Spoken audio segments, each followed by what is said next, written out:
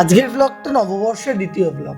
সন্ধ্যাবেলা একটা পাঞ্জাবি পরে চলে গিয়েছিলাম প্রথমে পড়াতে, তারপর সেখান থেকে বাড়ি ফিরে সোজা হালখাতায়।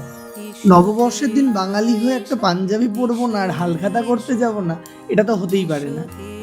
সোনার দোকানগুলোয় যে হারে লাইন ছিল, তো লাইন দিয়ে হালখাতা করে তারপর এগোতে থাকলাম। রাস্তাঘাটে কি মারাত্মক ভিড় ছিল সেই দিনকে, তেমনই গাড়ি ঘোড়ার জ্যাম। ওরে বাপ রে, মানে রাস্তা পার হওয়া যাচ্ছিল না। বেশ অনেকগুলো জায়গা থেকে আমাদের নিমন্ত্রণ এসেছিল, কিন্তু সবগুলোর ভিডিও করা সম্ভব হয়নি। এই দিনটা ছোটবেলা থেকে আমার অদ্ভুতভাবে ভালো লাগে।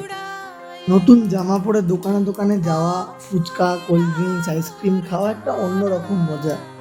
তারপর বাড়ি এসে নতুন ক্যালেন্ডারগুলোকে খুলে আর মিষ্টির বাক্সগুলো খুলে দেখা যে কি কি গিফট পেলাম আর কি কি দিল। রাত্রে বাড়ি এসে জানলাম বাড়িতে একটু অন্যরকম খাবার হচ্ছে, ফ্রায়েড রাইস আর ডিম কষা দিয়ে সেদিনকে ডিনারটা কমপ্লিট।